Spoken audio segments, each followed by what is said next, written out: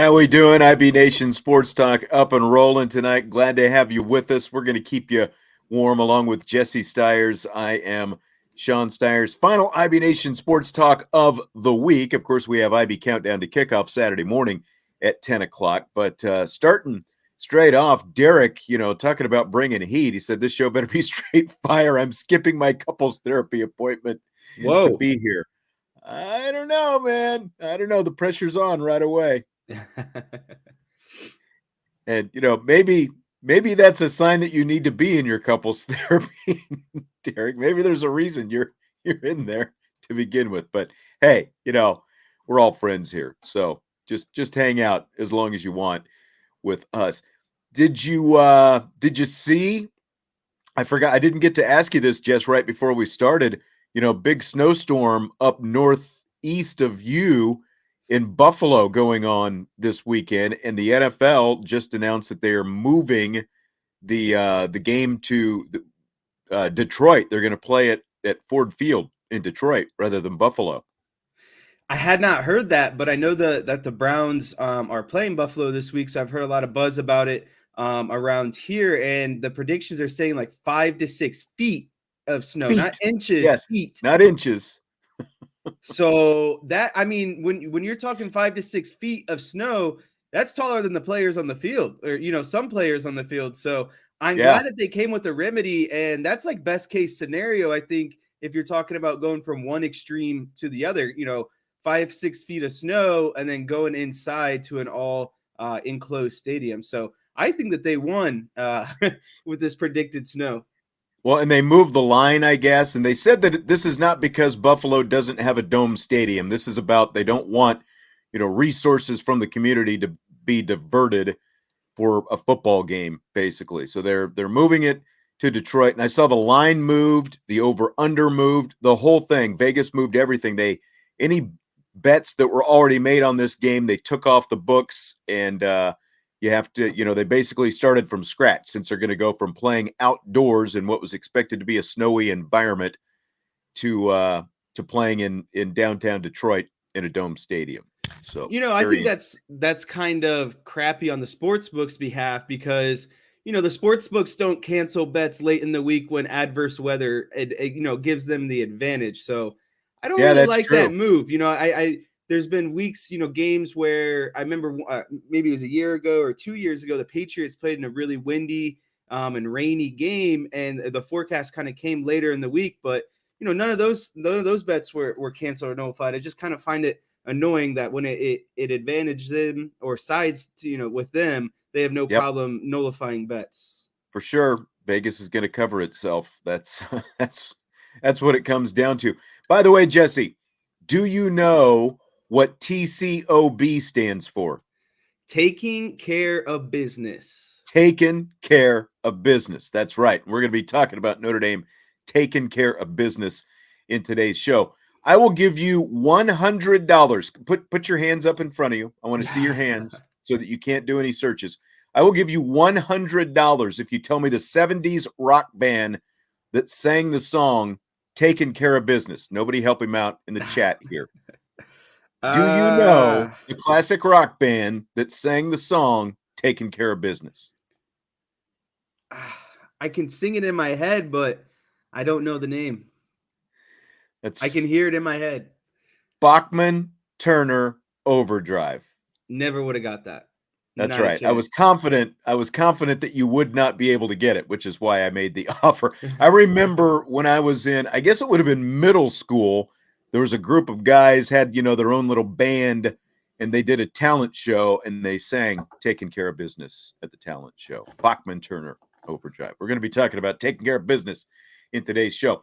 Hey, when you jump in, please hit that like button if you would. We appreciate it. You help out Irish Breakdown when you do. Smash the like button, rate, review, subscribe, and of course, comment throughout the show when you're watching live on YouTube. We do appreciate it. You can always leave comments after the fact as well. We used one yesterday in rapid fire that somebody left last week on one of the YouTube videos on the Irish Breakdown channel. We've got Notre Dame and Boston College coming up Saturday, 2:30. Snow is on the ground here. We got about 4 or 5 inches. Didn't snow as much as they originally predicted. but it is cold. There's a lot of snow on the ground. We're supposed to kind of have flurries continuing for the next couple days. So don't know what the accumulation is going to look like, but it's going to be cold out there. And we'll talk about the weather and the impact on this game coming up in a little bit here today as well. Let's take care of some business right off the top. Marcus Freeman held his Thursday press conference this afternoon. Slew of injury updates that Marcus Freeman provided today. Starting with Brandon Joseph, said he is doubtful for the game. The safety, of course, missed last week with a high ankle sprain. You've never had a high ankle sprain, have you, Jess? I think I had one last year, actually, right around this time. I was in Kansas. Doing what? I was in Kansas playing basketball with my little cousin. I rolled my ankle pretty good. I think I did it one other time. I was sledding with some friends and we were playing the game chicken, where you're trying to jump over your friends as they're coming down the hill. And I got my ankle kind of pinned doing that one time. So, a high ankle sprain is, have I ever been diagnosed? No. But I have ever tweaked my ankle where it's hurt to walk for 3 to 4 months and I'm, kind of limping around, trying not to put a whole bunch of weight on it. Definitely. I mean, like I said, last year I rolled my ankle to the point where it's kind of swollen, bruised up, that kind of stuff. So, the ankle is never fun because obviously it is what connects foot to leg. And so that is no, but that's where all your most pressure and load bearing is, and what connects to the ground. So you're going to feel it literally every step you take. So it's just one of those injuries that's no fun. And really there's nothing you could do besides kind of rest it. And when you rush potentially coming back, the smallest tweak can just set you back even more. Derek said you did it leaving the bar, right? Just be honest. It wasn't playing basketball with your little cousin. It was leaving the bar. So Brandon Joseph sounding like he's not going to play. Linebacker Jack Kaiser sprained an ankle against the midshipmen last week. Freeman says he's probable. J.D. Bertrand missed the game last week. Freeman says 100% a go for J.D. Bertrand, so J.D. will be back. And I don't know necessarily the impact against a team that is only rushing for 61 yards a game. How does a Power 5 team rush for 60? No, it's not even 65. It's 61 yards a game. How does a Power 5 team run for 61 yards a game? That's what I want to know. Bad offensive line. You can't run the ball when you're not able to block people. I know. Some other injury updates. Tyler Buckner progressing. The sophomore quarterback, of course, had the season-ending shoulder surgery, his non-throwing shoulder, when he injured it against Marshall in week 2. Freeman said today he's practicing, doing some individual stuff, not wearing pads and stuff like that, but participating in other parts of practice what he can, and then still doing some rehab as well. So good for Tyler Buckner, good for the program that his recovery is progressing and is at least able to do a little bit out there right now. Yeah, it's definitely a positive thing when you get to see, your quarterback, one that went down early in the year, kind of, getting back into the swing of things. And obviously, what you would like to see, what his progression is come spring ball time. But yeah, it's just a good thing to kind of see, again, your starting quarterback from the beginning of the season kind of healing and making his way back. I think the biggest kind of news so far that you've mentioned is that J.D. Bertrand is going to be back. It sounds like, playing against the triple option. They just didn't want to really risk anything. Extremely physical game. But he definitely needs to be back in that linebacker core this week. Yeah, for sure.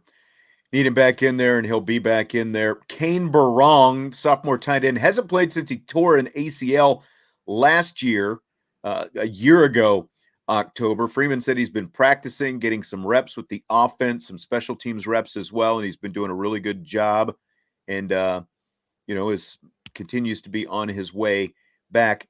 Aiden Kiana Aina. I hope I said that right. I think I did. Kiana Aina, the junior nose guard. He tore an ACL last spring, and Freeman said he's been working with the scout team.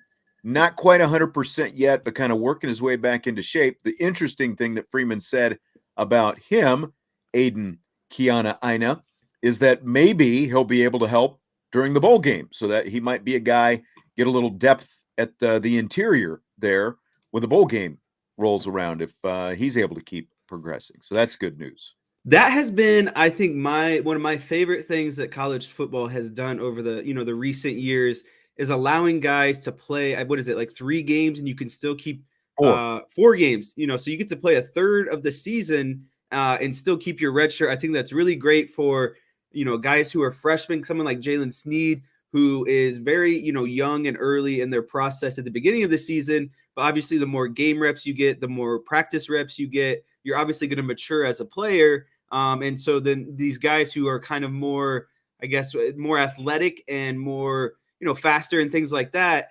who their comprehension of the game is slowing them down. By the time the end of the season comes around, they've kind of caught up or bridged that gap and get the opportunity to really help them when it means the most. The bowl game is what you work for the entire year for, and you want your best players out there making plays. And so if you're Notre Dame, you want those guys to be developing so you can use them, potentially in the USC bowl or bowl game, and just putting your best players out there.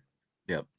Jaden Bellamy, defensive back, he's in concussion protocol. He has been out and hasn't played. And then sophomore Will Schweitzer saw action in 3 games last year, hasn't played this season. Freeman said he had a medical procedure about a month ago. That's all he called it, medical procedure. Hasn't been cleared, probably won't be until after the season. So that's kind of the injury update of the day from via Marcus Freeman from earlier today.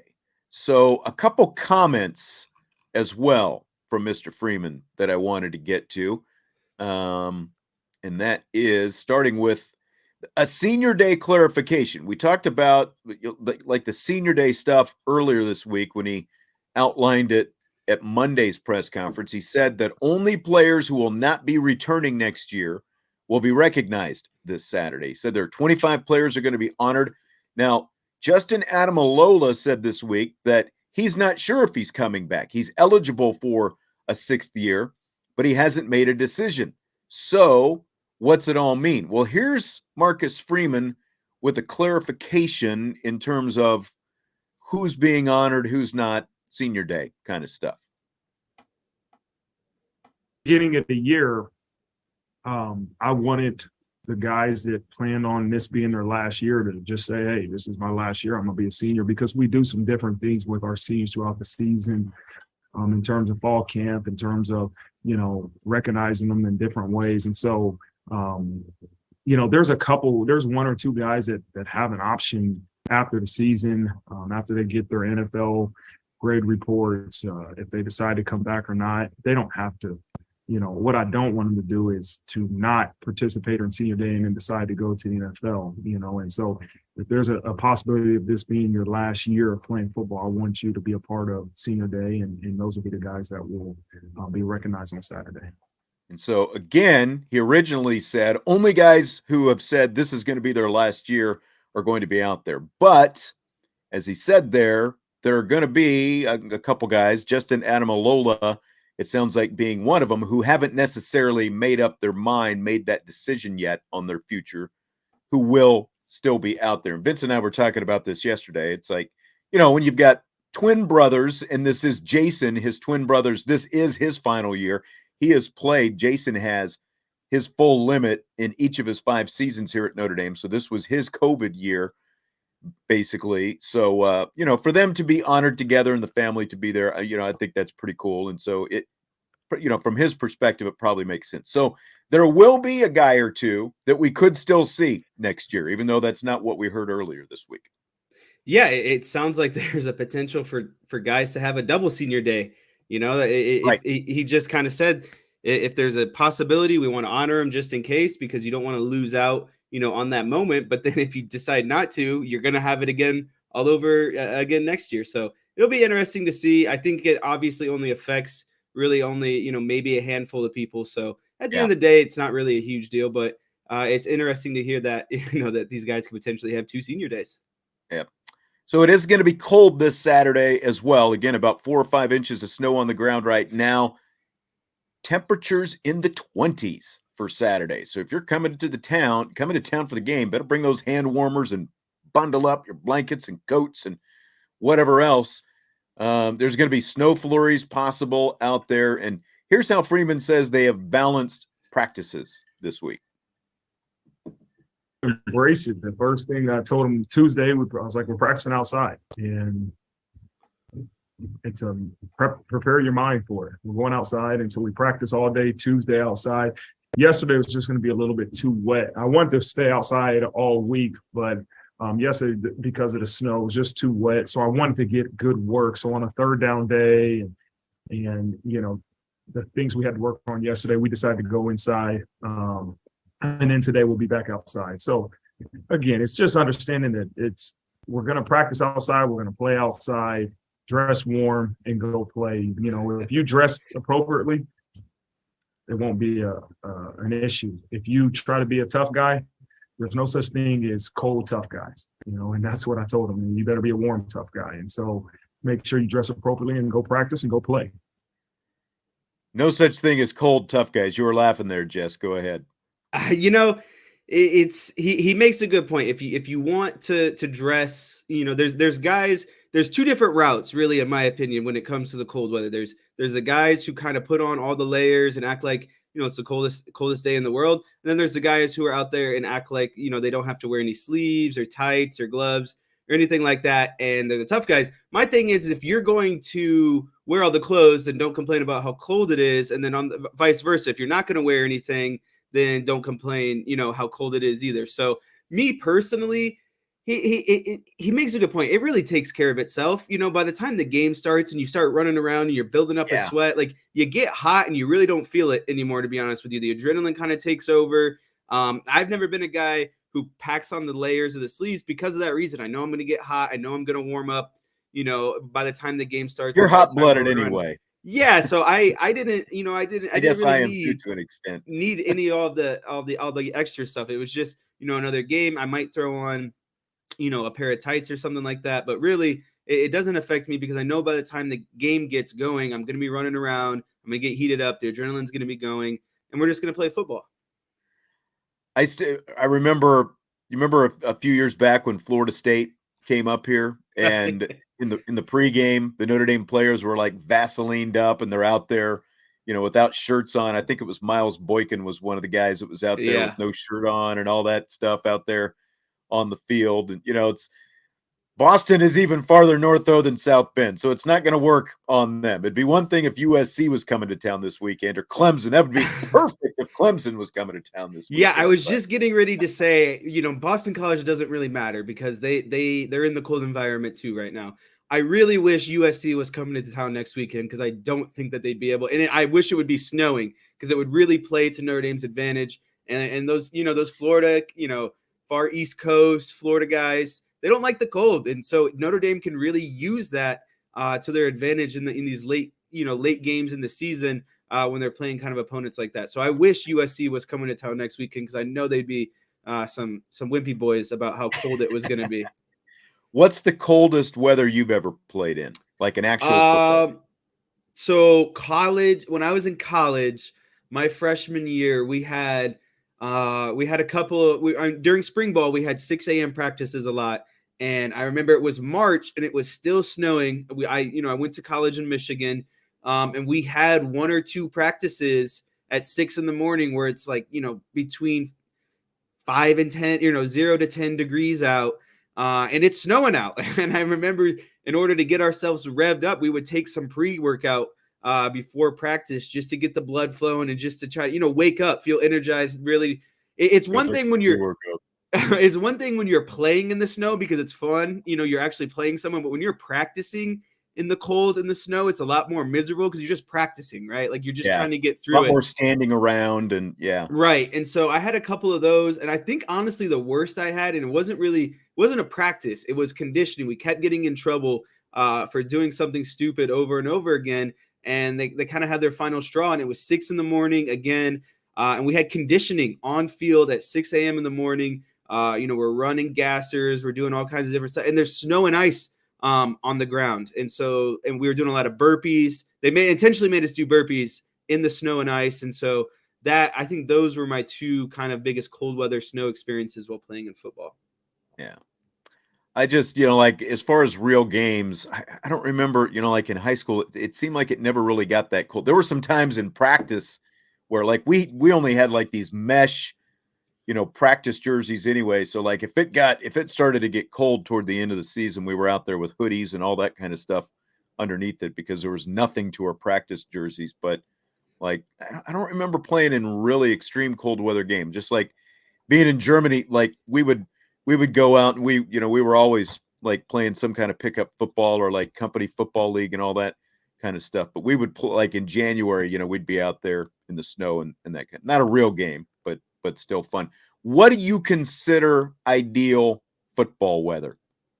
I'm somewhere kind of in, I would say, I like evening time. I like under the lights, nice kind of 50, 60, between 50 and 70. I would say I don't like to get, I don't like to be too hot because then it just feels like you're sweating everywhere. I mean, honestly, it doesn't really matter in the end because like I said, your body just kind of takes over and you don't really start to think about what's going on weather-wise. But just like the ideal playing conditions is just a nice clear night, 50 to 70 degrees, and that kind of stuff. Obviously, don't like to be too cold. And I honestly think that being a fan during cold weather games is a lot harder than being a player. Mm-hmm. Yes. And I think the best thing that helps is what kind of I think Stymie was alluding to earlier in the chat. You have to put on that special layer, that special jacket, and get a couple drinks, and you have an Irish coffee. Do what you got to do to put on that extra jacket while you're out there.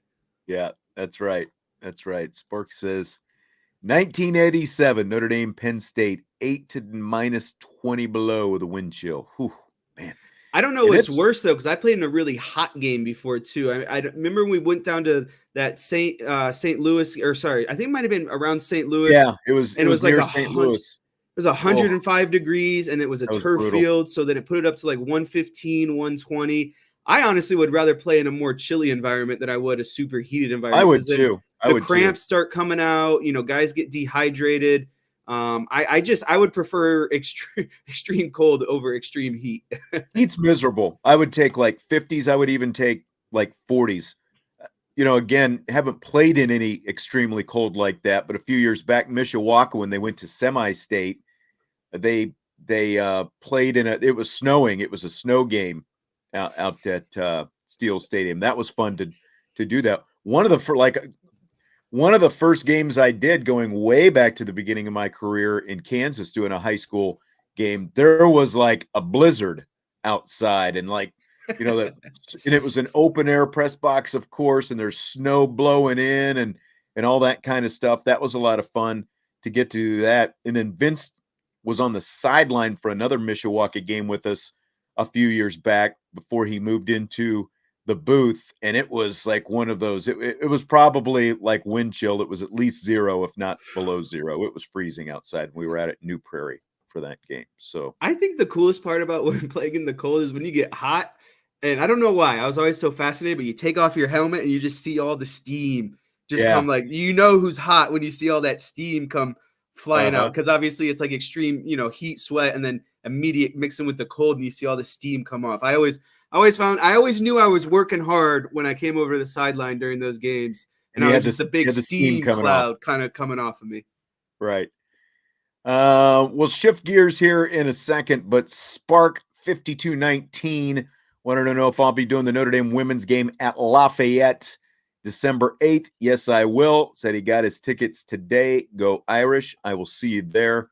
Spark, come up and say hi. I was going to say, you've had some people come up to you recently. You're going to be a celebrity at these women games, meeting all of the Irish breakdown. What should I say? Following. I guess so.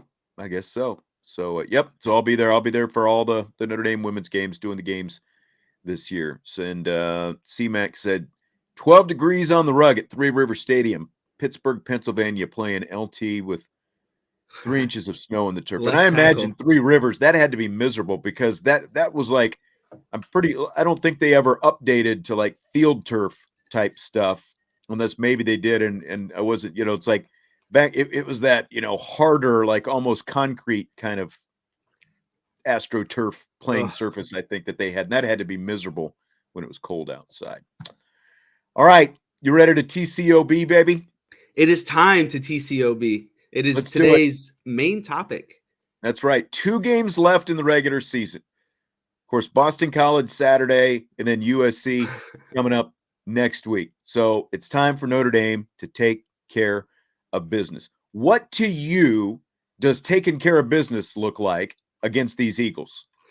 Yeah, so I kind of took an approach as, what does taking care of business look like offensively and defensively? Taking care of business against Boston College starts with putting together a complete game, both offensively and defensively, before you go into a bigger opponent next week. Like, I know you can't be thinking ahead when you're playing a 2-8 opponent, but there's got to be certain things that you want to accomplish against BC that is going to trickle over into your game against USC. Like, there's things that you want to have, building momentum on going against USC, or things that you want to have continued success at going against USC. So offensively, first and foremost, this is Notre Dame's identity the whole season. They need to establish a run game early and often and kind of ride it out like they did against Clemson. Boston College is 82nd overall against the run game. They average giving up 160 yards per game,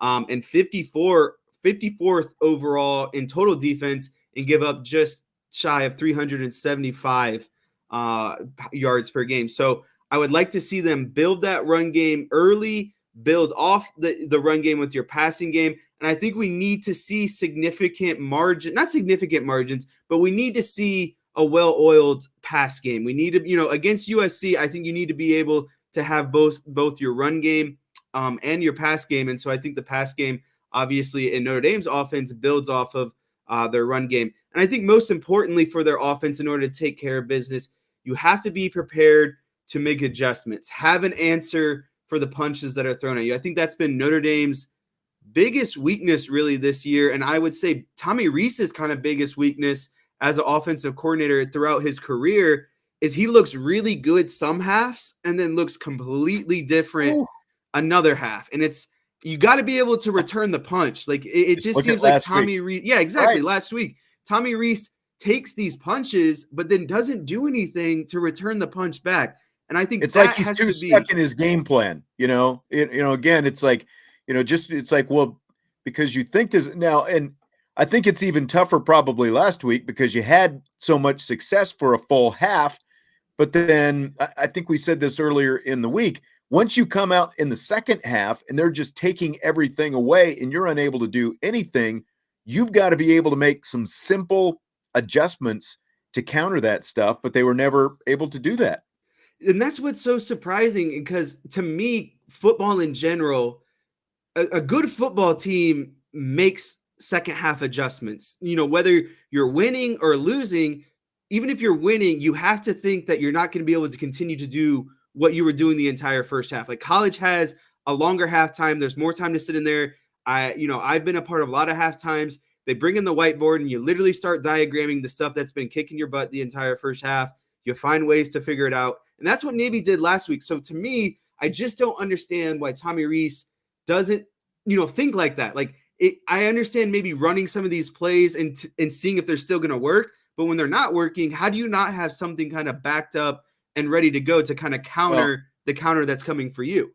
I mean, to me, it's the biggest knock on Tommy Rees for, like all the smarts and, all the good things that you see him do sometimes is, if you want to boil it down, is it that maybe he's too smart for his own good? And, like, again, like he comes up with this plan and he's like, this should work.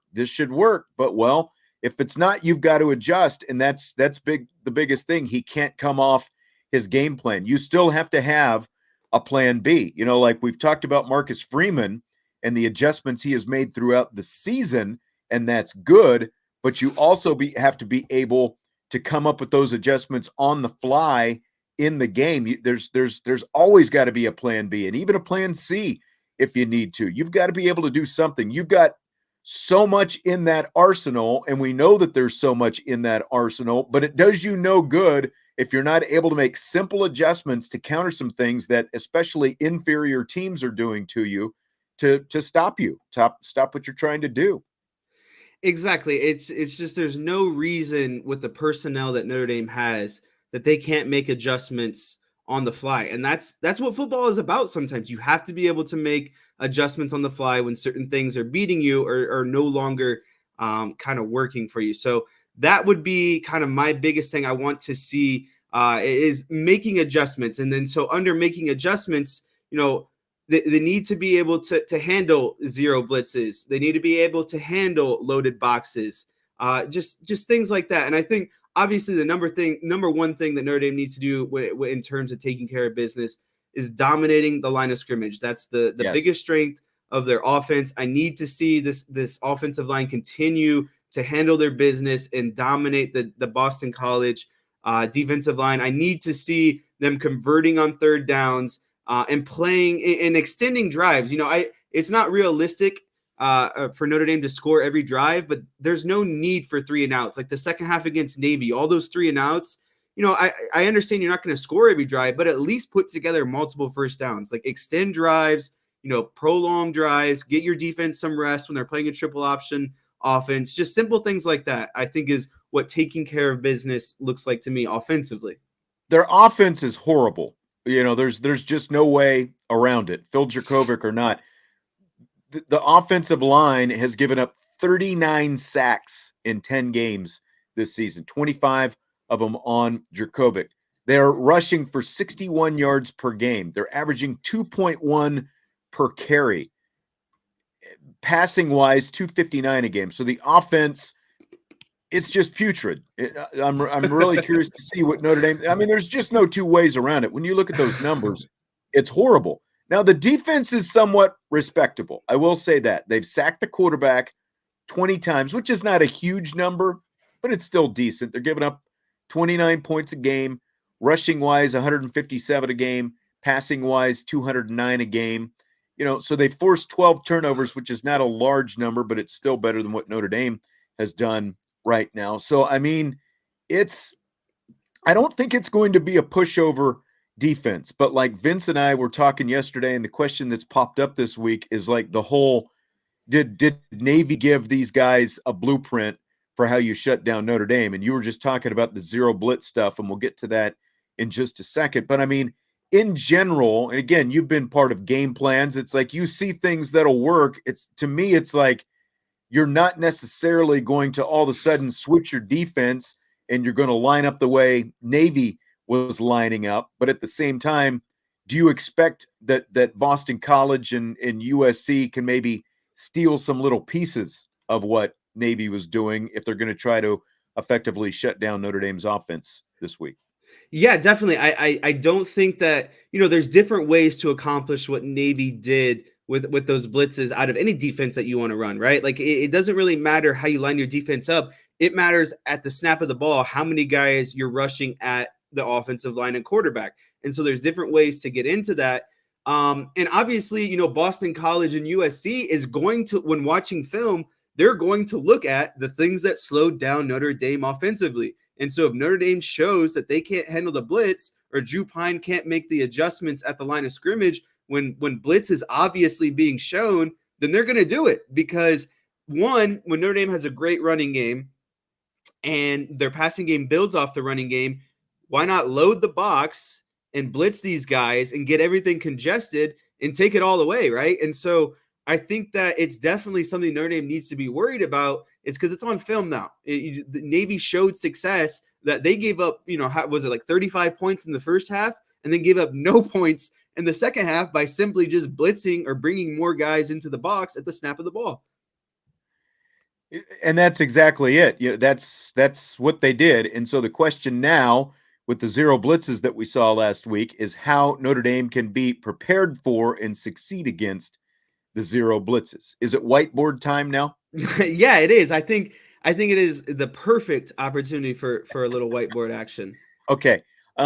There's some Tyler Buckner questions popping up in the chat, and we'll get to those here in a minute. We will address those, but we'll stay on topic. We're focused on TCOB right now. That's right. We got a TCOB right now. TCOB with BTO. All right, so here we go. We're going to bring the whiteboard into the room, and it is time. So tell us what we're looking at here. Yeah, so this was just a simple kind of, not simple, but this is a pressure that Navy started to bring in the second half. And again, this formation looks kind of funky, but really at the end of the day, it's again just getting 6 or 7 guys into the box at the snap of the ball, and how you do it doesn't really matter because they're all going to end up in the same area at the end of the day. And so here is these squiggly lines here. I guess I should start off by saying Notre Dame has the ball on the left hash. Right. They have their running back and wide receiver to the boundary. They have a tight end and 2 wide receivers to the field side, and they are out of shotgun. At the snap of the ball or pre-snap, they have 4 down linemen and their 2 linebackers in the box. They have 2 outside linebackers basically splitting the difference. And what I mean by splitting the difference is they are splitting the gap between the end guy on line of scrimmage and the wide receiver closest to them. And so these linebackers start with splitting the difference. And these squiggly lines that I'm showing here are pre-snap movement by these linebackers. And at the snap of the ball, they're ending up, basically on the line of scrimmage. They have a variation here where they're bringing both of their linebackers off the edge. Their defensive linemen are kind of clogging up the middle. And then they have a 4th defensive lineman who's running a loop stunt to the boundary side. Again, kind of trying to create some pressure. And then they have 2 linebackers showing in the middle of the field. 1 linebacker is staying in coverage, and the last linebacker is coming on a delayed blitz. So with this blitz right here, they are committing 7 guys to bringing pressure and only dropping back 4. And so Notre Dame has 1, 2, 3 wide receivers, a tight end, and a running back. So 5 eligible guys to catch the ball with only 4 guys in defense. And so the most simple, basic remedy to counter these blitzes are just quick screens, like to your running back, or quick slants to these inside wide receivers. And really, if teams want to show that they're going to blitz, and the number one thing is Pine has to recognize blitz at the line of scrimmage, right? Like these guys are showing it. These linebackers on the edge are inching towards you. There's ants in their pants. You know that something is up. So immediately when you see this, you have to be able to audible and get these running backs on some really simple, just, swing routes or maybe even wheel routes, whatever you want to do. It has to be, not has to be, it's really simple. You just flare out, you're running back into the flat. You have these guys, your wide receivers kind of maybe run some quick slants. But if they're going to commit 4 guys to covering 5 and they're going to bring 7, you have to do something that's going to get the ball out of Pine's hand immediately. And Pine has to recognize that and be able to audible to some of these quick, check down routes to get the ball out immediately. Me personally, when a team shows that they want to bring a lot of blitzes, my favorite person becomes the running back, because it's a hard enough time for these defenses to pick up a running back out of the backfield in a normal defense. But if you want to blitz linebackers who are going to be assigned to these halfbacks, these running backs should be able to eat all day on just quick flare outs, screens, whatever you want to call them. That has to be the remedy for these teams giving 0 blitzes. And I guarantee as soon as you start flipping out these quick screens and that kind of stuff, they're immediately not going to do it, because they're not going to want to give up, the easy 5-10 yards by just throwing quick passes. And again, that's the frustration at no adjustment last week. The fact that there weren't, I realize there were times like when Drew Pine was running RPO and he handed off when he should have passed and some of this different stuff, but just those, again, like if you want to make a simple adjustment, and everyone's talking about wino screen passes, just finding the running backs. That's the simplest of things that it seems like, because as you said, if they're bringing all that pressure and you've got a running back, all he has to do is basically go stand 5 yards away and nobody's going to be around him, because everyone's going like a magnet to the quarterback, and it's just a little flip out there to him. Exactly. And the last point I want to make here too, why it makes even more sense, is I diagrammed this how Navy lined up their defensive backs as well. I mean, look at the depth on all of these corners. They are giving you 7 to 10 yards. Like, right. You can just literally flip the ball out there, and Pitch your and athletes, catch anybody you want to choose, basically. Exactly. And your athletes can just catch the ball and make a 4 to 5, yard play. They call that an extension of the run game. So, okay, if a team wants to load you up in the box and bring all these guys in here, then just flip it out and take, the 4 or 5 yards that they're going to give you. And the reason why they're playing deep like this is because they're blitzing so many guys. So they don't want to get beat deep. They don't want to give up the long ball. So take what they're giving you and Right. take the short passes. They're like begging you at that point to just throw these short passes. And that's, again, back to the frustrating part of Tommy Rees not making any adjustments, is it's right in front of your face. You just have to call it. Here's another question for you. My favorite personnel group, 21, which they didn't do a whole lot of, but obviously they scored a touchdown to Tyree. Tell me, like how effective is that potentially against this, what we're talking about right now? Yeah, so give me a second here to just undo a little bit, because I have scribbled a decent amount of things on here. I don't think I'll be able to past this point, but for the people that are watching, just imagine you don't see any orange on your screen. The people that are listening on the podcast, you have no idea what I'm talking about, so that's even better. So let's just say you bring back this guy and you start going with 21 personnel, right? Okay, you got a shotgun and a running back on either side of the quarterback. Yeah, so we're in shotgun, running back on either side. You bring down a tight end to the line of scrimmage, and then you're going to have a wide receiver on each side of the formation at this point. And you and I are big homers for two-back personnel, and I didn't want to get into this because I always feel like we're talking about why Notre Dame should run more two-back personnel. But two-back personnel against zero blitzing is honestly even more ideal, and I'll tell you why. Because, again, you're now creating just a second option here where both backs can flare to either side. Right. And when these linebackers are coming, crashing the edge, and your wide receivers are kind of clearing everything out over here, there is literally no one in these areas on the outside flats to cover your running backs in space. And so if they want to show zero blitz and you're in 20, two-back personnel, you can easily, it's even more of an easy audible for Pine, because these guys are standing right next to him. And you say, hey, I want both of you guys to just flare out, and one of them's got to be open. And if they can run the ball successfully, they can sure as heck catch the ball in open space and have just as much success running the ball in open space. So I honestly think that two-back personnel is the best formation to counter zero blitzes, because you have your guys. There's no, how do I say this? There is no route progression. Your running backs are literally just flaring out and standing there and catching the ball. It is not an overly complicated concept to achieve, really.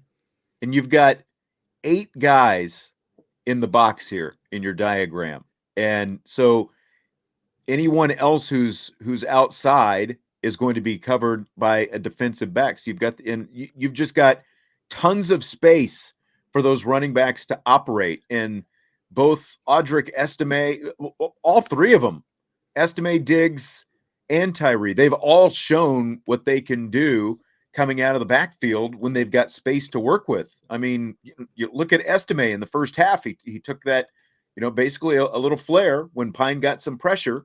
He took it to the house for a touchdown. And that's what's baffling to me, is like that seemed like such a simple adjustment. So again, it's like I don't expect BC to just all of a sudden start lining up like Navy did last week, unless that's what they decide they want to do. But if they do, it just seemed like the answer seems so simple when you've got the kind of running backs that you've got that can make those kind of plays in space. Yeah, and you hit kind of the hammer, on the head there. You have 3 great running backs that are good in space. Obviously, Diggs and Tyree are going to be a little bit better than Estime. But again, if I'm Notre Dame, I love the fact that teams would want to give me my running backs, who are the biggest strength of my team right now, the option to go one-on-one in space with a DB or an inside linebacker potentially. And I mean, the other part of that is one of these running backs, or even both, because of the way they're doing it. I mean, they can chip, someone who's bringing heat off one of these edges and then still flare out and be available, as a receiver out there in the flat. So yeah, a simple delayed screen, like you said, just showing, a chip block and letting those guys kind of get a little depth into the backfield, and a simple, just flick the ball kind of right over their head. Yeah. All right. Anything else, Jess? That is all I wanted to get to with the whiteboard in terms of offensively, but I don't think that we have touched defensively on what it means to take care of business. So before I kind of go to that, do you have anything else that you kind of wanted to add offensively? I've got nothing else off that offensively. I think that was all great, and it just illustrates, again, like the simple things that can be done to make those adjustments. It doesn't have to be rocket science. I don't know how much of it is just like things started happening too fast for Drew Pine, and that's why. But it seems like there were just simple things like that Tommy Rees could have done for Drew Pine to simplify it as much as possible, I guess. All right. So what do you have defensively then? Yeah, defensively, I don't have, quite as much. To me, defensively, Notre Dame just kind of needs to stick to, what they do best. I don't think they need to get too fancy, but I think there's certain areas that they can definitely capitalize in. And I think the biggest area in talking about how bad Boston College offensive line is they need to disrupt the line of scrimmage all game. Take advantage of that Boston College offensive line. And I looked at, I was looking at some things earlier, and believe it or not, I know a lot of people have certain things to say about Notre Dame's defense, but Notre Dame right now defensively ranks 26th in the nation in total defense. So that accounts for yards, rushing yards per game, and passing yards per game. So Notre Dame plays pretty solid defensively all year long, and so that's what I'm saying. And they need to just kind of stay true to who they are. They don't need to get too fancy. Do what they do well, but the number one thing to me is disrupting the line of scrimmage. And what I mean by that is get creative with your blitzes. When you have a team like Boston College who has a bad offensive line, what do you do to exploit a bad offensive line? You create even more chaos. You bring more blitzes. And I'm not saying you need to bring 6, 7 guys, but just bringing 5 guys, some plays, maybe bringing 6 guys every now and then. But the more you can get creative with your blitzes, delay blitzes, stunts with your defensive linemen and linebackers, the more you're changing up the looks for these offensive linemen, right? They know they've struggled this season, right? There's no way that this Boston College offensive line isn't kind of self-aware of their performance this season. And so you take advantage of that by constantly shifting their eyes, making them kind of second guess themselves even more. And I think that's where the fun and creativity will come against Boston College, is finding ways to mix up your looks, bring blitzes, delayed blitzes, stunts, and stuff like that. And I think the next biggest thing when it comes to Notre Dame's defense, and the number one thing overall, is shutting the door on teams in the end. I've seen too many fourth quarter touchdowns this season, second half touchdowns this season. When the offense kind of starts to stutter a little bit, that's when the defense really needs to pick up the slack for the team. And I just really want them to be able to shut the door, because I think that's important for these bigger games, is shutting the door and not giving up these big play touchdowns, as these games are kind of winding down. Yeah. And one of the biggest things about this game Saturday is this is a rivalry game to Boston College. To Notre Dame, I don't think it is, especially considering like they played almost every year for 20 years. And then the ACC arrangement kind of changed things. And, they've played less often over the last few years since this ACC arrangement. Now, they've still played. I think this will be the 5th time that they played since then. But this game means a heck of a lot more to Boston College than it means to Notre Dame, quite frankly. And so that's a factor. Just like I think you can argue that for Navy as well. Like that game meant more to Navy, especially, when pride is on the line in the second half. And you saw that, that whole never say die and all that kind of stuff. This is going to be another team that Notre Dame, with very few exceptions, is going to be pretty superior to,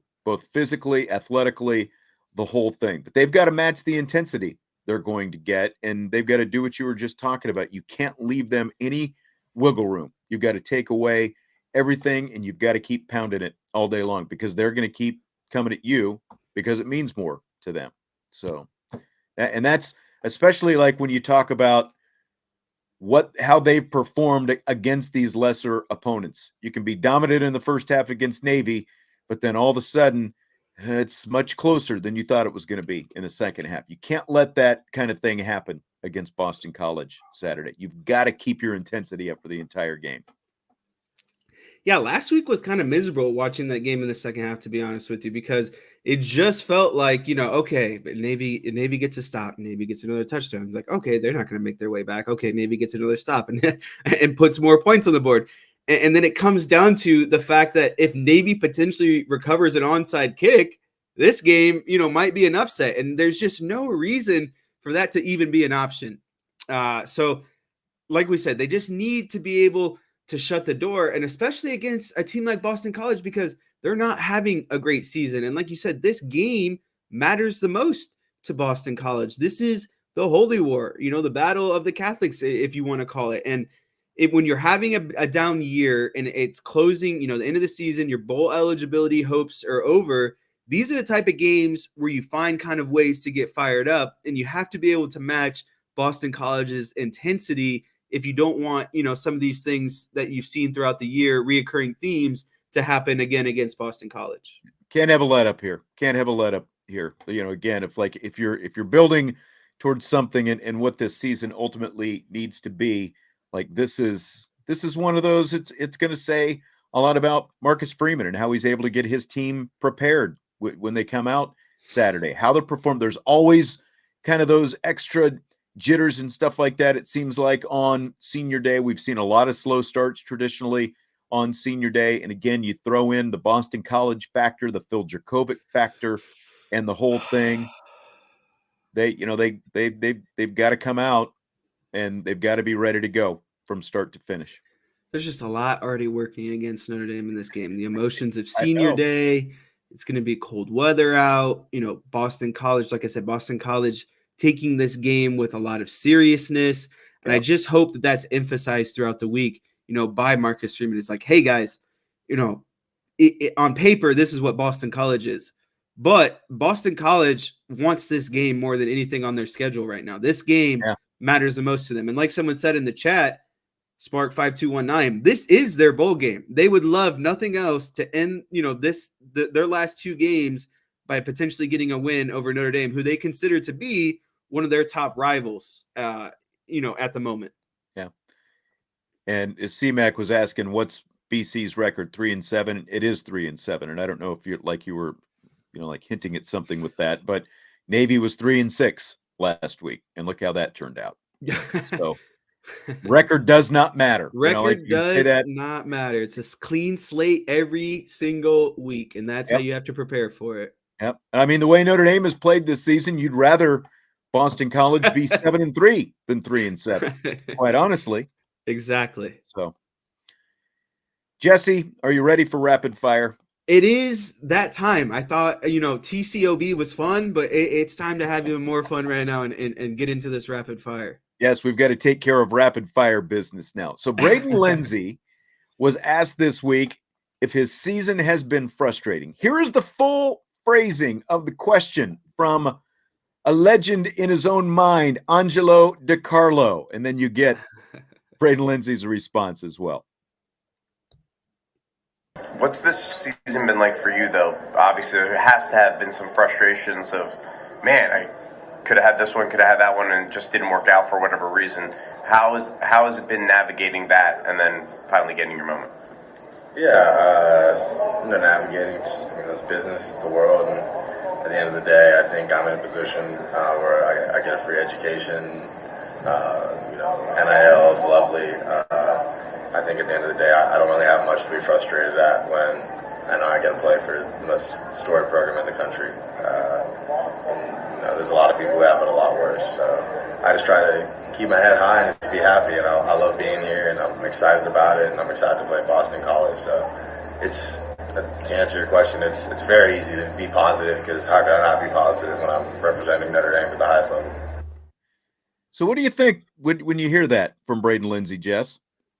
I think that is a very mature response. I think that is a guy who realizes kind of where his potential stands and all of the things that he has been able to do with his opportunity to play, football at the University of Notre Dame outside of actually playing football itself. Like he talked about the education, the NIL deals that have come up. And we all know that Braden Lenzy is a super speedy guy. And there's been kind of more expectations and a not lack of, but his expectations compared to what his output has not been on the same page. And I think that is obviously frustrating for any, athlete out there. You want to be good, you want to be able to produce. But it seems like based off his responses is he's more bought in on being a team player, whatever it takes for the team to win. He doesn't care about his stats. He just loves the fact that he gets to play football for the University of Notre Dame and really contribute to the team any way possible. And I really commend him for the maturity in his answer, because it easily could have been like, oh, I wish I had more catches, or, oh, I'm not being utilized how I should be utilized. It was, no, I am happy for everything that, playing football at Notre Dame has given me, outside of, maybe not being at the personal production level that he would like. Yeah. And I mean,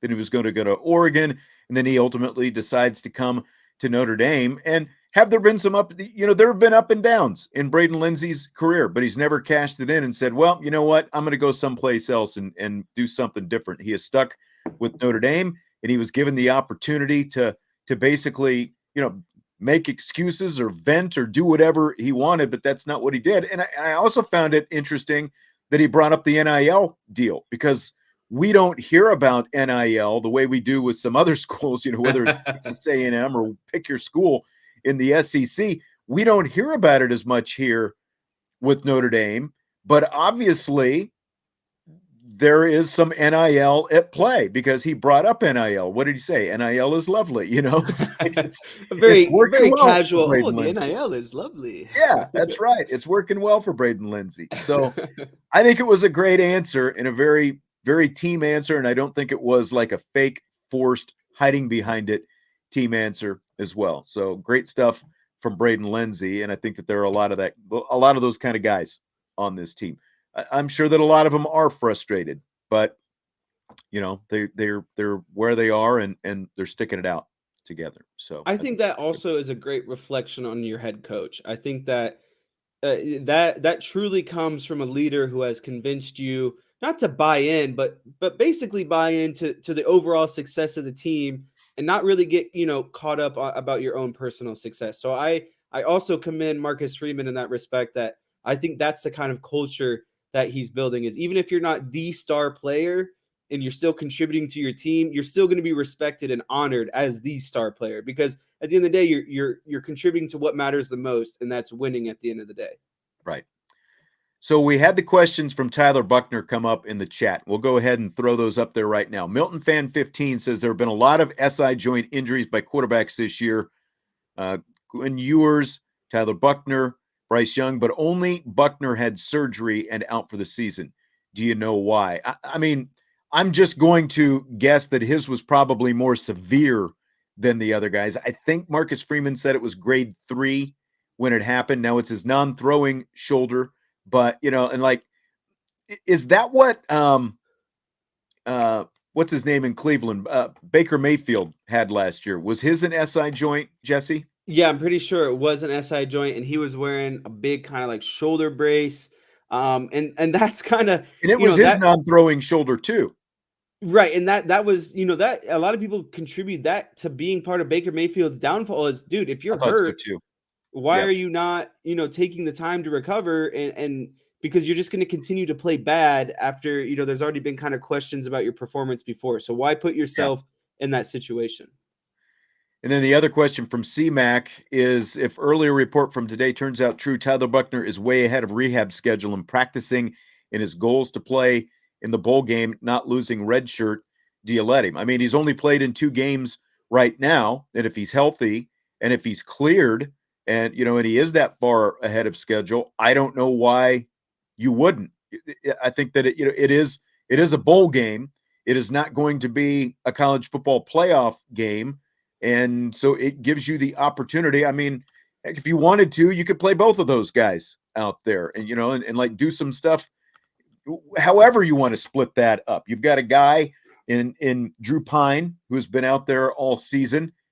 he can do some things. You've got Tyler Buckner, who was running a different offense, quite honestly, early in the season. I mean, if he's recovered and he's 100%, if the doctors clear him, you're always going to be at risk for, every football player on any given play is at risk for injury. So if the doctors clear him and they say he's 100%, and again, it's his non-throwing shoulder, so you're not going to risk, messing up his throwing shoulder for the future. I don't know why you wouldn't play him if that indeed ends up being the case, that he's ready to go. This is a very hard answer for me, and it's hard for me because there's a lot of questions that I there's no possible way to know the answer to. First of all, does Notre Dame shift their offensive mentality the way that they did when Drew Pine became quarterback if Buckner doesn't get hurt? Essentially meaning, if Buckner continues the season, do we still see the same type of offense? It's just Buckner is obviously playing quarterback.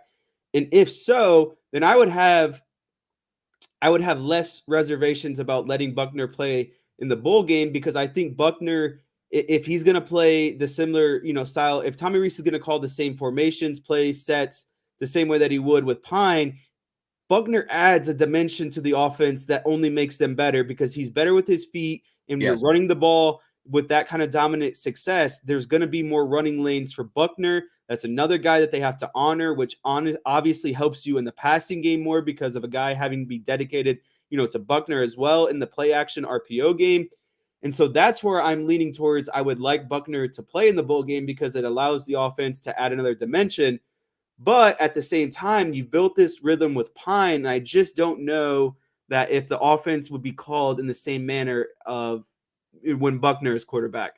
And so that's kind of my answer in a roundabout ways. If the offense is going to be called the same way, I have no problems with Buckner being played. But if it's going to go back to the offense that we saw against Ohio State and Marshall, I don't want to see Buckner play, because that isn't what's going to make this offense successful. No, and I'll get to that. Brandon was asking, even if he can play, even if he does play in the bowl game, can't he keep his red shirt? Yes, it's only his third game. So, if it's just the bowl game, then that's 3 total for the season. 4 is the limit. You can play in 4 and still keep your red shirt. So he still gets the season of eligibility. So, I think it's a win-win, again, if he's 100% cleared and all that.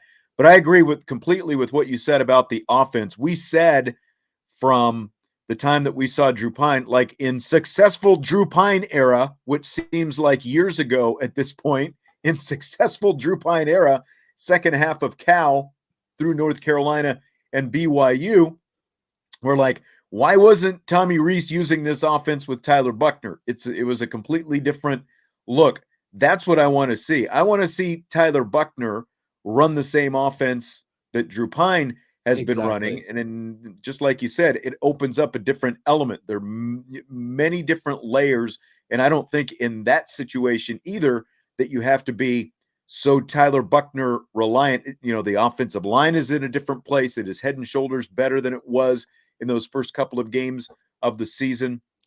Your running backs are in a completely different dimension. Yeah, exactly. But that's also like when we talk about quarterback recruiting and all this different stuff, this program has to get to a place where it's like, well, if this quarterback is in, this is the offense we're running. But if this quarterback is in, this is the offense that we're running. I understand that each quarterback, especially when you have different skill sets like they have, that each quarterback is going to have some things that are more suited to their strengths. But I think the program as a whole, to continue to get better, has to have quarterbacks that, like, you plug in and you're still running the same offense. You're not running something vastly different just because it's one quarterback or the other. One might still be more mobile than the other, but if you're going to be successful, I think you've got to run the same thing. It can't be these drastic shifts the way that we've seen. Yeah, and I think that as fans, that's the biggest, thing that everyone kind of bellyaches about every year, and rightfully so, is it shouldn't matter who's quarterback. The quarterback should be recruited based on the offense you run, not vice versa. Your quarterback shouldn't be dictating the offense that you run. Right. Okay, so Josh Lugg said this week that the Notre Dame offensive line's top 3 goals every year are as follows. Number 1, help Notre Dame win. Number 2, be the best version of themselves. And number 3, win the Joe Moore Award. And so Notre Dame, of course, the Joe Moore semifinalists were announced this week. Notre Dame was not on that list. He says it's disappointing, and it's going to fuel them even more this week against Boston College and next week against USC. So what do you think it means, Jess? I like Lugg's response, and I think that is the correct hierarchy on how you should look at, being a successful offensive line. And I don't – him throwing Boston College in there is irrelevant. That was a direct shot at USC because USC is a semifinalist for the Joe Moore Award. And I think that, they feel slighted for the fact that they aren't on that list, and they're going to play against a team who is on that list. And so that is definitely fuel that is just extra, fire for them.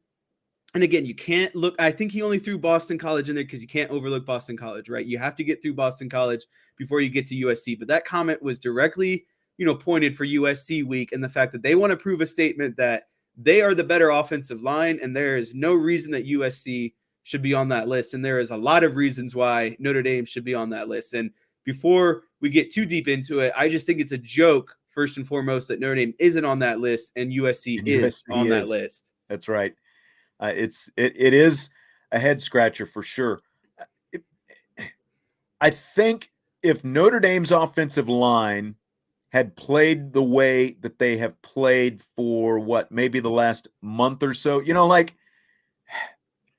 the way they started the season, the first four were rough. The Stanford game, why you weren't able to push Stanford around a little bit. Again, you can talk about game plan and stuff like that. I think that plays into it because I think that game plan played too much into Stanford's strength. But still, if you're that caliber, if you're that Joe Moore Award caliber offensive line, you've got to be able to maul a team that came into that game with one win. So I think that those things probably do play against them. If they had played the way that they've played for this last month all season, I think it's a different story. But you're absolutely right.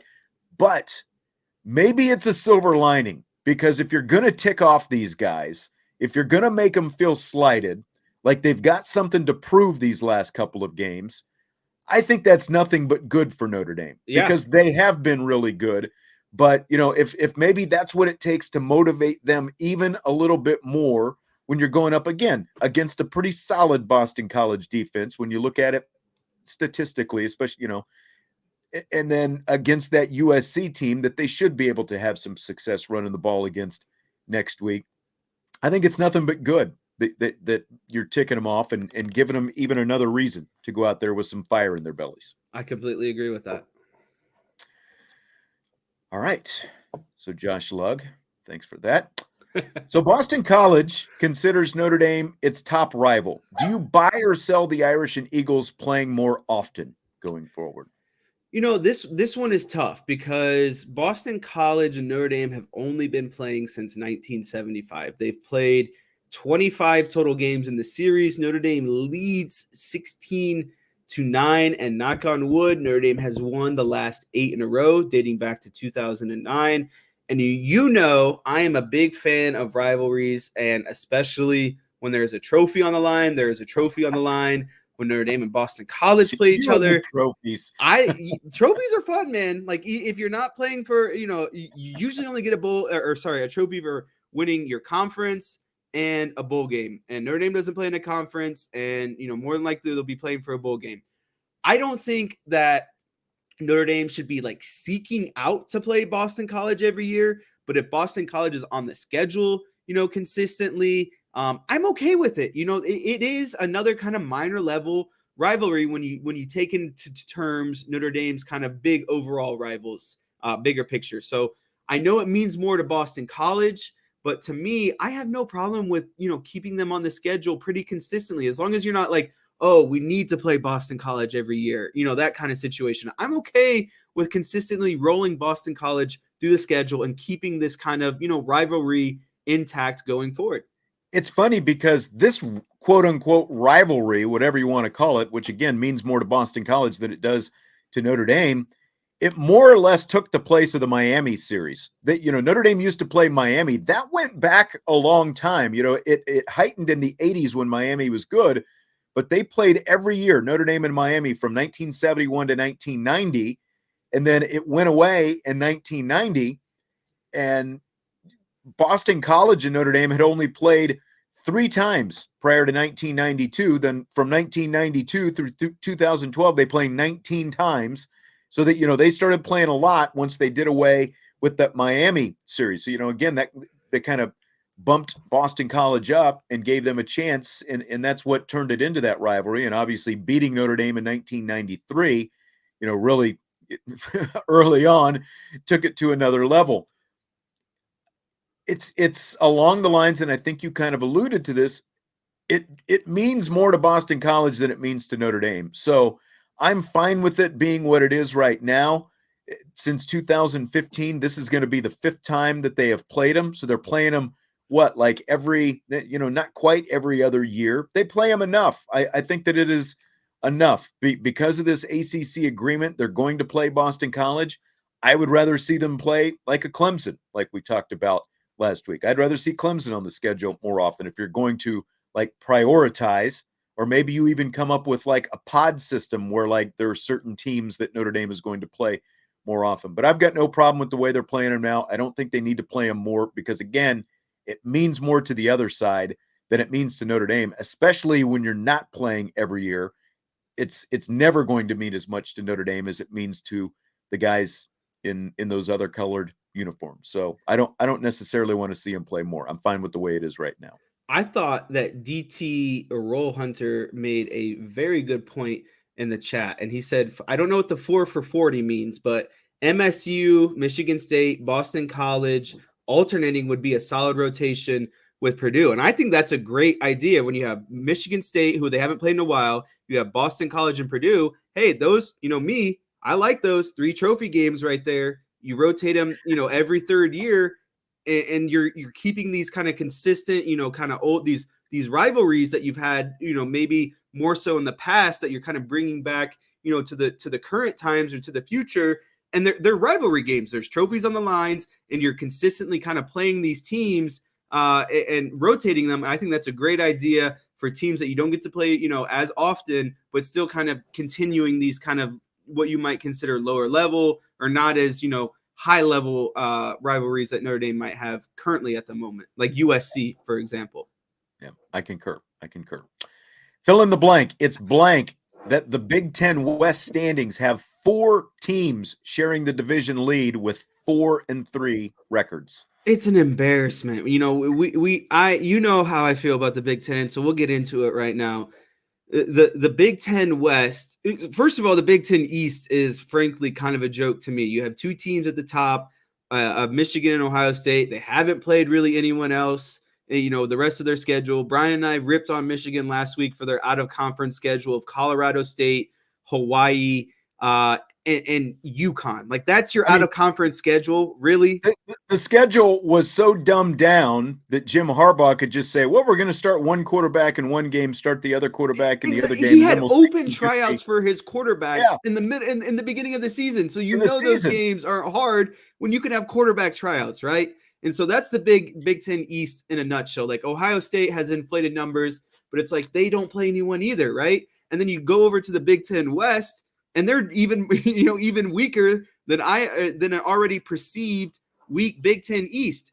And so it's just always a cakewalk at the end of the season for whoever comes out on top of the Big Ten East, because the West never provides, any sort of resistance. And that's what's annoying. In order for me to have respect for the Big Ten, I need an elite team to come out of the Big Ten West, an elite team to come out of the Big Ten East, because I at least know that the Big Ten East is going to be challenged multiple times per year. And frankly, it's not just going to be a regular season kind of, victory. The Big Ten championship should matter. And the West is consistently weak. Iowa plays good defense, but their offense is always bad. Wisconsin, kind of same story. There's never, in my opinion, a team that has, prominence coming out of the West, at least, what's felt like the last 10 or 15 years. It's funny because like a couple weeks before the USC UCLA news broke this summer that they were going to the Big Ten, one of the things that the Big Ten was going to look at, I think they were going to bring it to a vote, was getting rid of divisions for this very reason. Like look at what the Big 12 does. And I think the Pac-12 went to this year.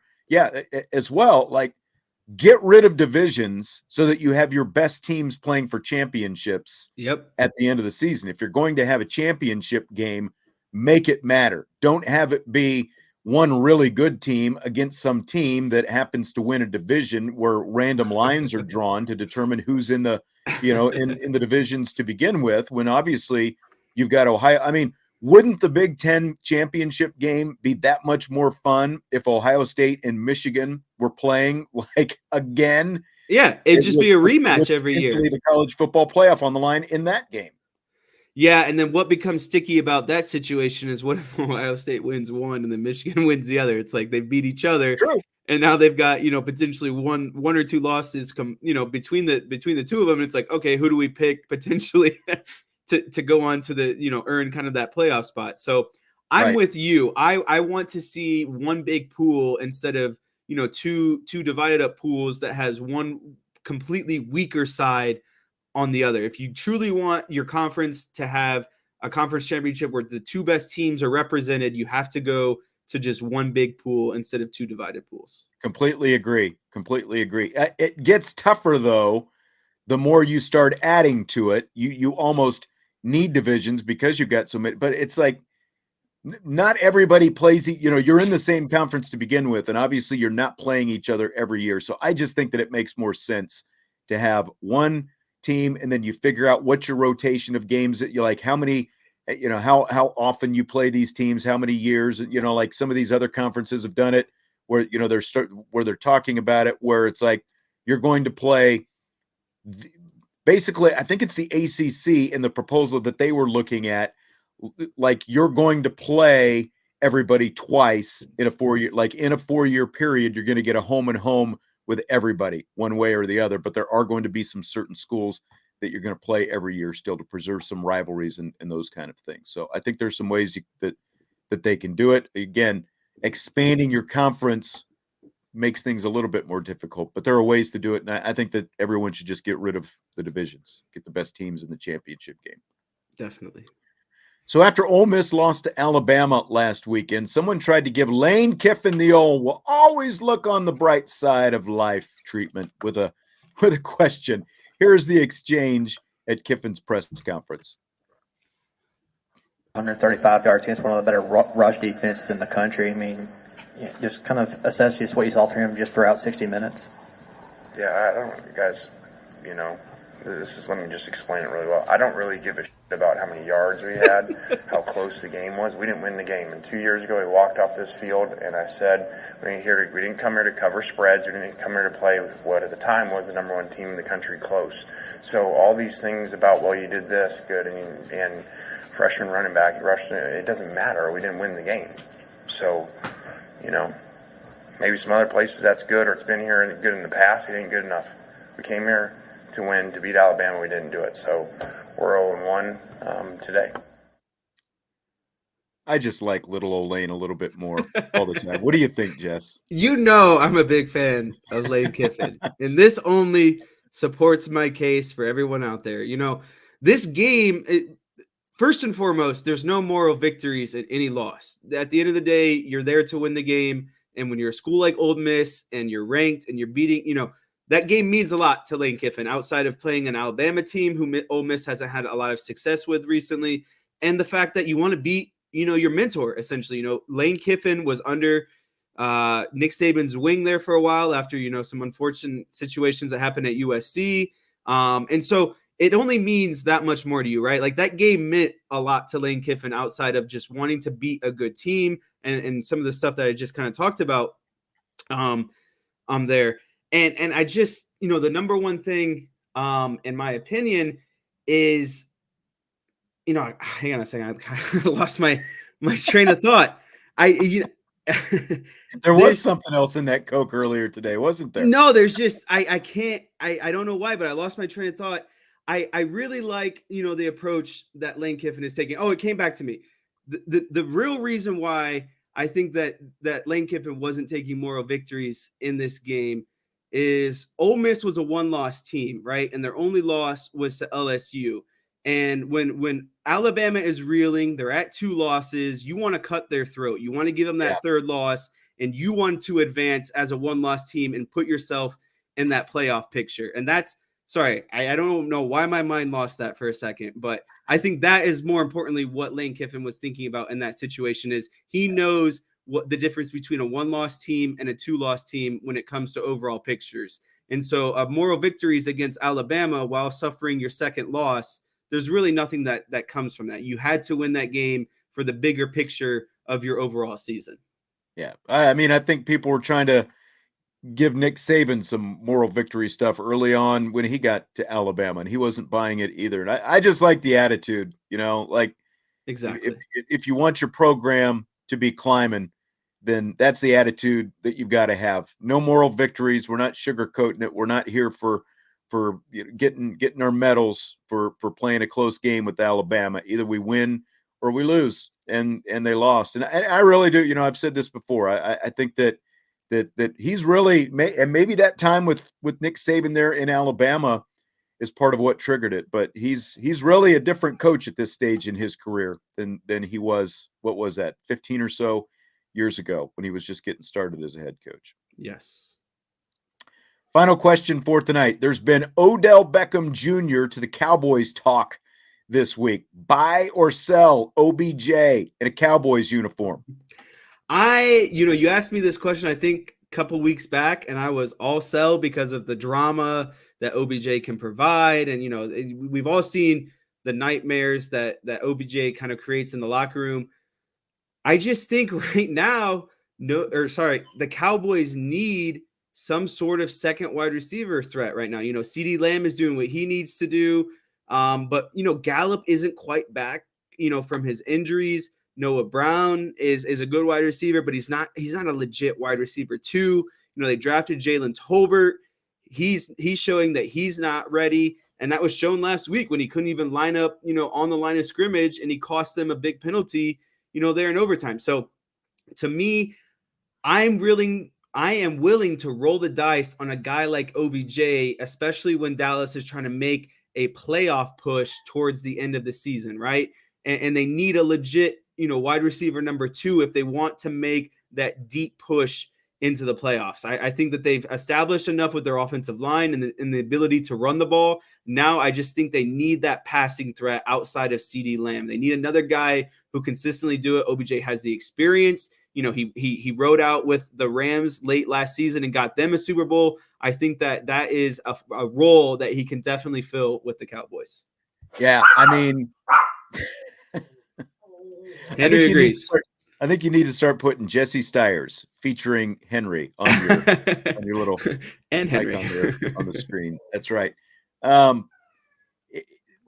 Everything you outlined, they need a number 2 receiver. They don't have one. They made that stupid trade, and I realize why they did it, trading Amari Cooper to Cleveland. It was a salary cap dump, but look what they're left with. They moved money, but they also moved a real talent. And besides CeeDee Lamb, they have no receiver.